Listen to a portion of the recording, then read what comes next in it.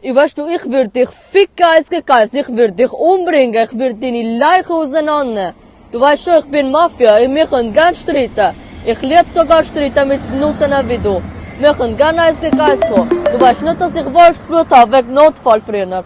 Es heißt Chuchu. Du hast keine Ahnung, Alter. Ich bin selber 20% Türkin, Alter. Willst du mir sagen, wie Türkisch geht? Hey, komm, sag mal ein paar Wörter Türkisch. Was heißt, wie heißt du? Kleine Gahbe, Alter. Spuck dir deine Fresse, nimm deine Seele raus, brich alle deine Knochen. Ich bin Mafia. Ich hab's dir bewiesen. Komm zu mir in meine Heimatland. Du wirst sehen, mein Vater hat 300 Kellers und so. Also 300. Ein bisschen weniger, aber plus minus stimmt's. Er ist ein Businessman. Er ist Millionär gewesen. Er hat mega viel Waffen gehabt und so. Meine Familie ist eine von der schlimmsten Familien auf der Welt. Eigentlich schon die schlimmste, ja.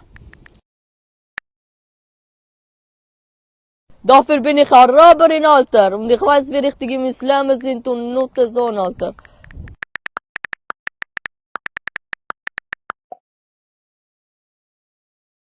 Von wo der Vater kommt, ist mir mehr. Also, hey, komm, ich bringe dich komm.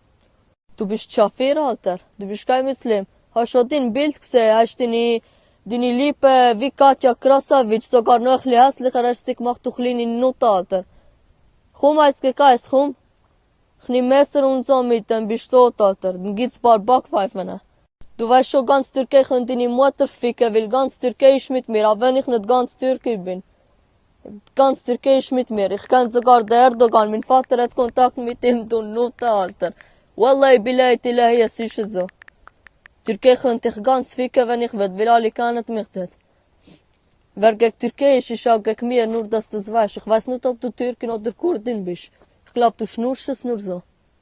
Schau mich nur krumm an, du Alter, und ich wirf dich keine Ahnung weiter. Du wirst Afrika landen, Alter. Du hast keine Chance gegen mich, Alter. Ich habe Mama mal fast umgebracht, Alter. Er ist immer noch behindert worden. Er wollte Sex von mir. Familie Ramadani.